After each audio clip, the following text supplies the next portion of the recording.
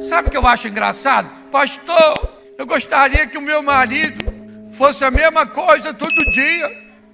Ele muda muito. Gente é uma pessoa a cada dia.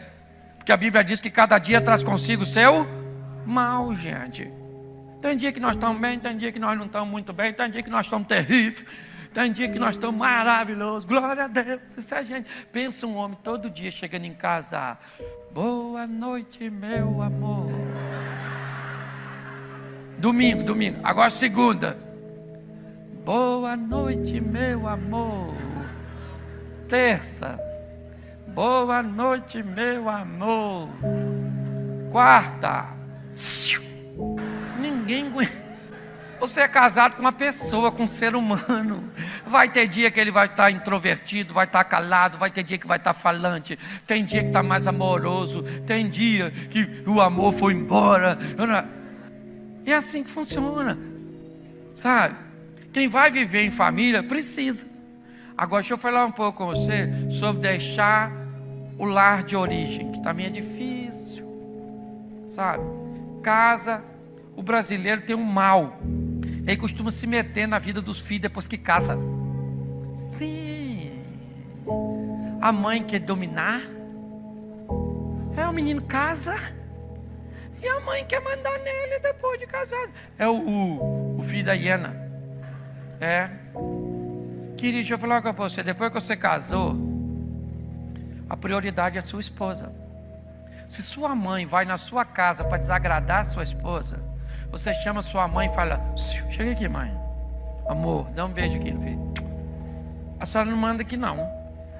Aqui é aquela mulher lá, entendeu? E ela é minha esposa.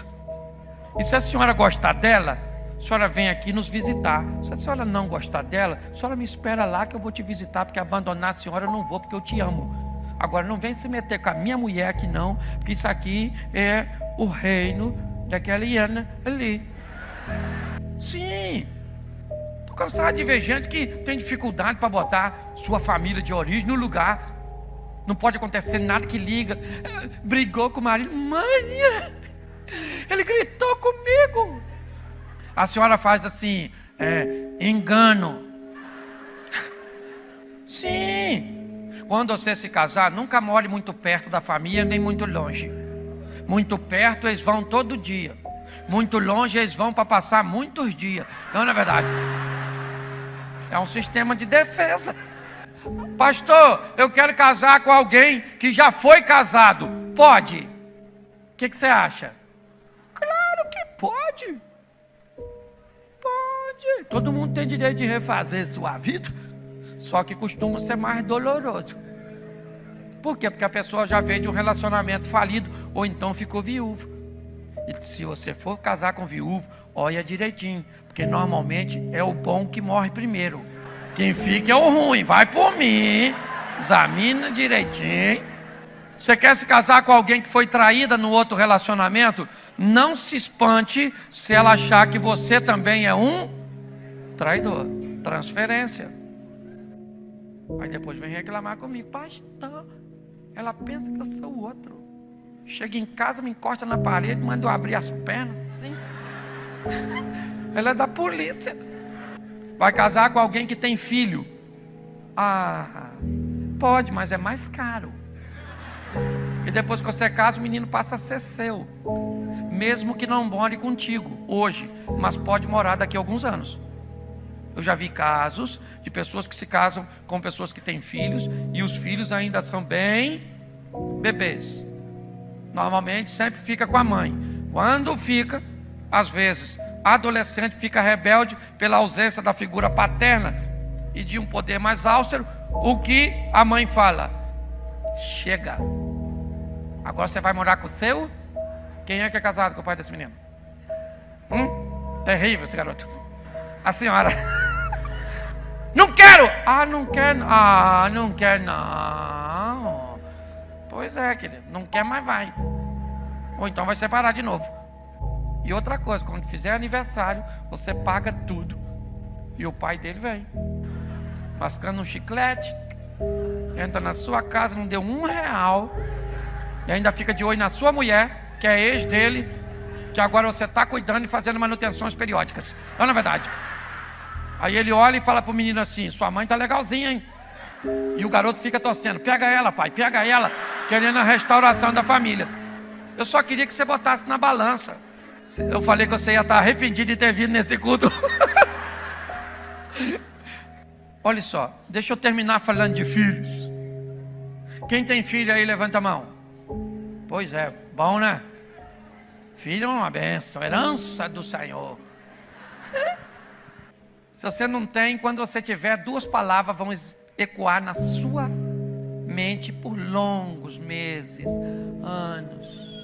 Leite e fralda, leite e fralda, leite e fralda. E parece filho de pato. Outra coisa, quando tá pequenininho assim, ó, sabe o dia que você quer fazer amor? Eles dormem não. O pai fica desesperado: faz essa criança dormir. E a mãe fica lá: dorme, neném, dorme, né? Dorme que mamãe ainda tem um negócio para resolver ali. E o menino com o olho aberto diz: aqui que eu vou dormir. Esse cara quer pegar a minha mãe e quer botar um berço do lado do meu. Responda para mim aqui: quantos aqui furaram o pé com prego? Cortaram o pé no caco de vidro? Quantos aqui engasgaram com bala soft? Comeu aquele biscoitinho chamado Mirabel? Pirulito, zorro, usou quichute, teve bicho de pé, tomou banho de rio, subiu na árvore, o galho quebrou, teve piolho. Você foi feliz, porque essa garotada não sabe nada de felicidade. Nós brincava na rua, eu não é? E a mãe falava: volta para casa antes de escurecer. E nós chegávamos em casa, finalzinho da tarde, com aquele cordão preto assim no pescoço. E a mãe falava: vai tomar banho. E você falava: eu não sujei não, mas vou só lavar o pé. Você lembra de um amigo seu com síndrome do pânico? Tinha nada, menino. Tinha medo de nada. Nós tinha medo assim, nos troços perigosos, igual assim, uma mula sem cabeça. Mas também quem é que não vai ter medo de uma mula sem cabeça? Eu não. O velho do saco fazia sabão de nós, não é na verdade? Nós contávamos história de fantasma na pracinha, e na hora de ir embora os fantasmas iam tudo atrás de nós. Aí nós tinha medo. Quem aqui comeu carne de porco mergulhada na banha? Tinha colesterol, triglicerídeos, hipertensão arterial. Hoje o porco tem gripe, o frango está resfriado, a vaca ficou maluca. Pastor, o que o senhor está fazendo? Eu estou trazendo à sua memória a sua felicidade. E sabe o que mais me entristece? Que você esqueceu de passar ela para os seus filhos. Os meninos ficam igual coelho, branco. Vê um pé de cana, pergunta se dá manga. Gente, nós não tínhamos nada. Quando eu era garoto, sabe o que falava? Que não podia tomar Yakult, mais de um, que fazia mal. Rapaz, eu sou tão traumatizado que lá em casa eu compro aquela embalagem, eu despejo tudo num copo assim. Eu tomo é tudo. Ô vida difícil. Hoje seu filho fala assim: é bife de novo? É ou não é? Nós, querido, nós não tínhamos. Quem aqui tinha em casa 150 canais? Televisão High Definition. Nós tínhamos o high do chuvisco. É ou não é? Alguém na janela gritando pro outro do lado de fora, girando a antena com bambu. Aê! Aê! Ô gente, pastor, o que você quer dizer? Eu quero dizer que nós esquecemos. Você ensinou seu filho a orar? Ensinou. Ele lê a Bíblia? Ensinou. Ele estudar? Ensinou. Só esqueceu de ensiná-lo a ser feliz. Perderam os valores. Valores que hoje eles acham absurdos.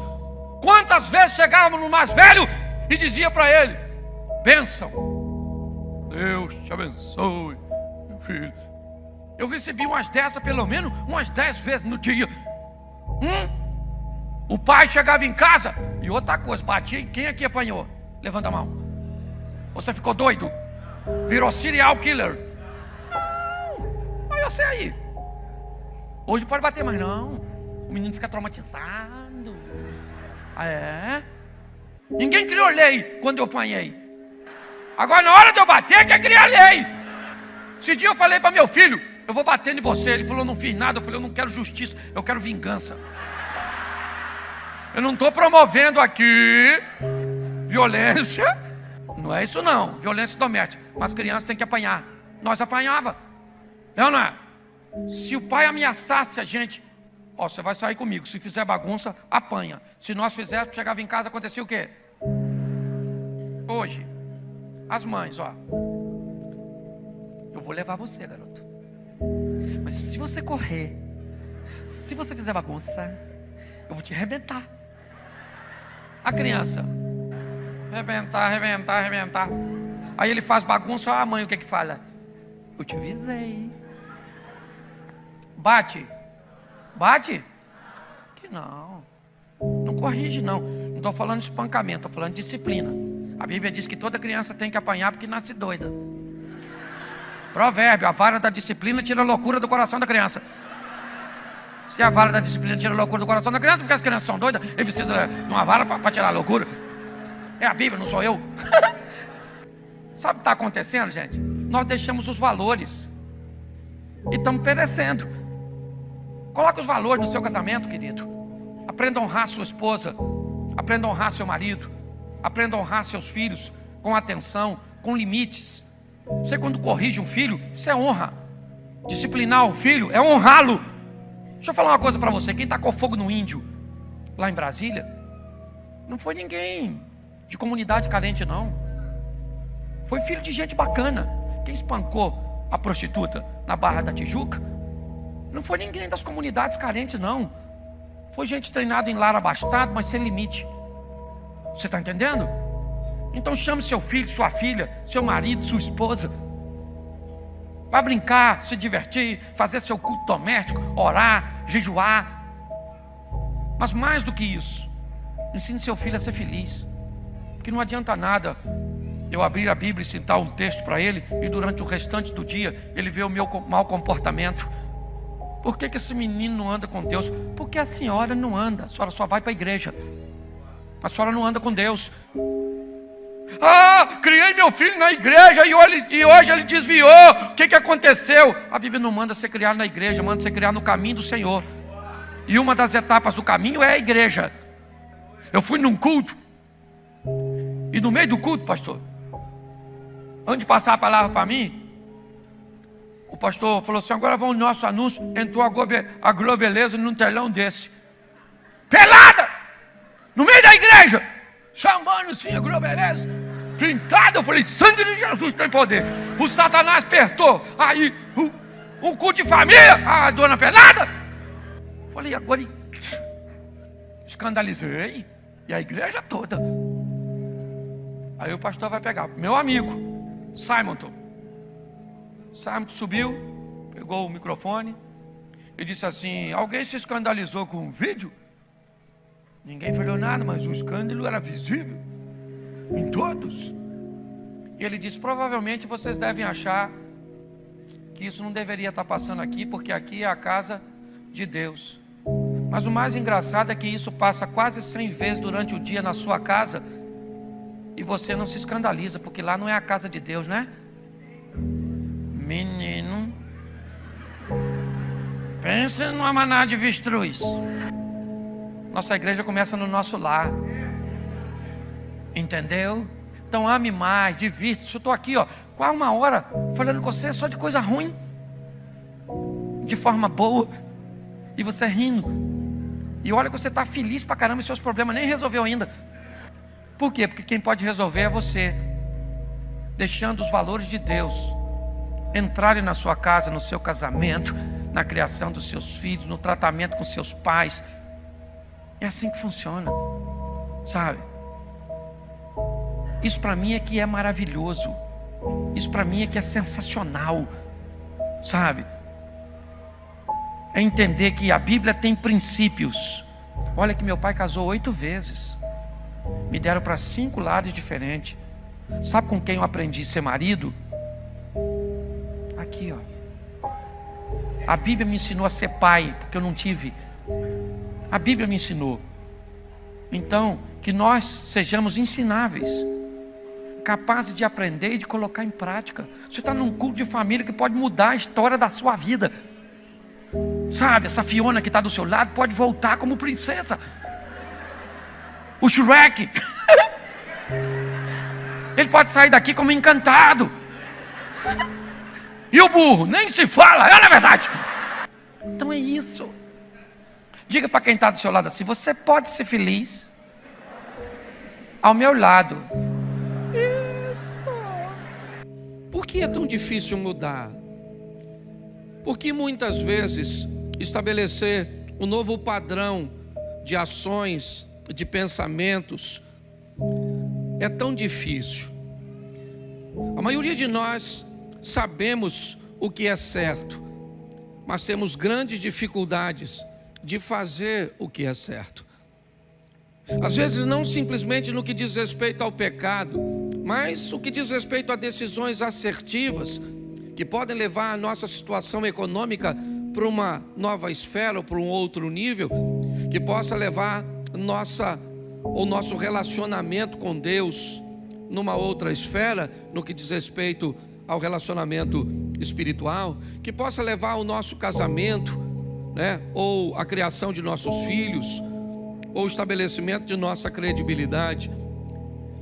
Todos nós gostaríamos de mudar. E por que queremos tanto algo que muitas vezes não conseguimos?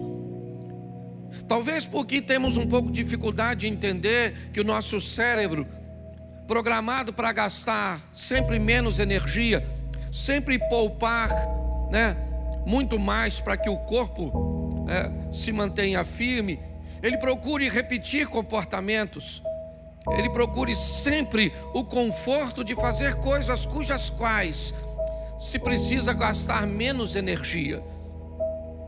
Daí todas as vezes que desejamos mudar, inevitavelmente vamos ter que sair do conforto de repetir comportamentos para o conflito de mudar de decisões. Algumas pessoas até conseguem êxito num curto prazo de tempo.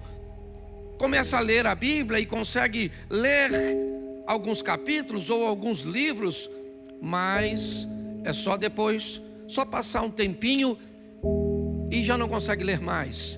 Elas se matriculam numa academia e no começo elas conseguem desenvolver, certo? Mas depois elas param, elas começam a estudar, elas começam a praticar decisões, né, mais assertivas no que diz respeito aos seus relacionamentos, mas não conseguem ir muito longe. Isso, se não tivermos a habilidade para avaliar, nós vamos dizer que essa pessoa é uma pessoa sem disciplina, vamos chamar talvez até de procrastinação, aquilo que não é, e uma série de outras coisas. Eu tenho aprendido que pessoas normalmente mudam em 4 ambientes, são os mais fortes de mudança. O primeiro ambiente onde as pessoas costumam mudar é o ambiente da dor. O ambiente onde as pessoas se machucam. Quando pessoas se machucam muito numa situação, essas feridas, essa dor, essas lembranças buscam fazer com que pessoas mudem. Nem sempre essas mudanças são positivas. Às vezes o trauma pode transformar uma pessoa de bem, uma pessoa boa, em alguém com mau comportamento. Mas é um ambiente de mudança, um ambiente de dor. Algumas pessoas, ou outro ambiente que é muito comum das pessoas mudarem também, são os ambientes de inspiração. Aquele ambiente onde você vai e alguém conta uma história que venceu um câncer, que conseguiu ultrapassar uma dificuldade, que conseguiu, que uma porta fosse aberta depois da falência financeira. E nesse ambiente de inspiração, pessoas então inspiradas pelo exemplo do outro também mudam. Isso é muito comum através dos testemunhos. Outras pessoas mudam num ambiente onde elas recebem ferramentas para mudar, informação, conhecimento. Ela achava que não tinha capacidade de mudança, ela não foi inspirada por um exemplo simplesmente, mas ela recebeu informações, conhecimentos, ferramentas, seja num ambiente de coach, seja num ambiente de terapia. E pessoas, algumas também, me parece que conseguem mudar quando o ambiente, quando elas caem em si, quando elas têm uma visão clara de si mesmo. Se você buscar, eu espero que não seja o da dor, mas todos os outros 3 momentos podem fazer com que você consiga dar esse passo tão decisivo na sua vida, o passo da transformação. Porque a cada dia que passa e você não se transforma, a cada dia que passa que você não caminha para a próxima fase, você perde credibilidade em todos os ambientes. E para mim um dos mais danosos, o ambiente do evangelismo, das pessoas que estão olhando para a sua e para a minha vida, esperando ver Deus agir na nossa vida.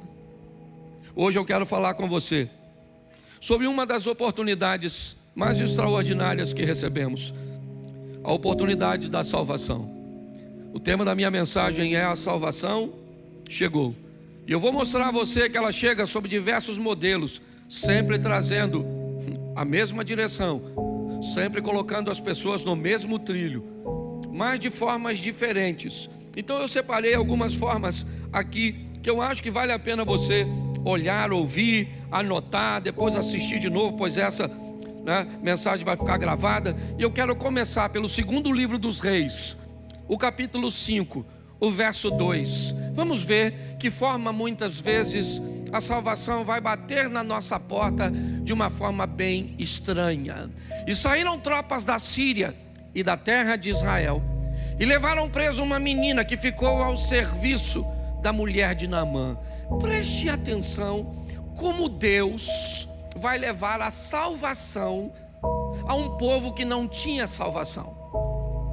Nós estamos falando dos sírios, os arameus. Nós estamos falando de um povo que não foi o povo escolhido. É verdade. Mas quando olhamos o Velho Testamento mais de perto, nós sempre vamos ver a salvação, a oportunidade de aproximação que Deus está oferecendo às pessoas. Ela passou pelo Egito através de José e fez com que, quando o povo saiu do Egito, alguns egípcios resolvessem caminhar com o povo. Ela passou pelo Egito através de Abraão, dando a oportunidade de uma egípcia se tornar a mãe de uma grande nação, a egípcia Agar. Mas nessa ocasião, olha como a salvação vai passar na casa desse moço, porque é isso que eu quero mostrar: casa, família. Esse é o meu propósito. O texto conta a história de um cara extraordinário chamado Naamã, comandante do exército do rei da Síria, um homem próspero, respeitado, digno, ovacionado por sua nação. Ao andar na rua, ele era alguém que representava a segurança. As pessoas que olhavam para Naamã em seu cavalo provavelmente se curvavam, o cumprimentavam, o reverenciavam, porque a Síria podia dormir tranquila, porque a segurança dos sírios estava nas mãos do poderoso Naamã. Um homem altamente respeitado por todas as nações vizinhas, temido por todo o material bélico que trazia em suas mãos e sua estratégia e manobras militares. Mas apesar de ser tão bem visto fora de casa, quando ele chega em casa e tira sua indumentária, tira suas roupas, tira seus elmos, a lepra aparece. E pasme você, o que vai aproximar Naamã de Deus é exatamente a lepra. Exatamente a lepra, aquilo que era ruim, que o estava conduzindo a uma morte gradativa, paulatina, lenta. Um belo dia, numa de suas campanhas, numa de suas investidas contra Israel, ele leva a menina, ele leva para a Síria uma garota da terra de Israel. E pasme você, a salvação poderia entrar na casa de Naamã por quem ele é, por um profeta respeitado, por um rei fervoroso, por alguém, por um sacerdote, Às vezes eu fico pensando se não seria muito legal se Samuel fosse o indivíduo que fosse levar a salvação até a casa de Naamã, ou Natã, o grande profeta, ou Davi, um homem misericordioso, se não poderiam ser contemporâneos. Mas não, a salvação vai entrar na casa de Naamã através de uma garotinha que entra pelas portas dos fundos.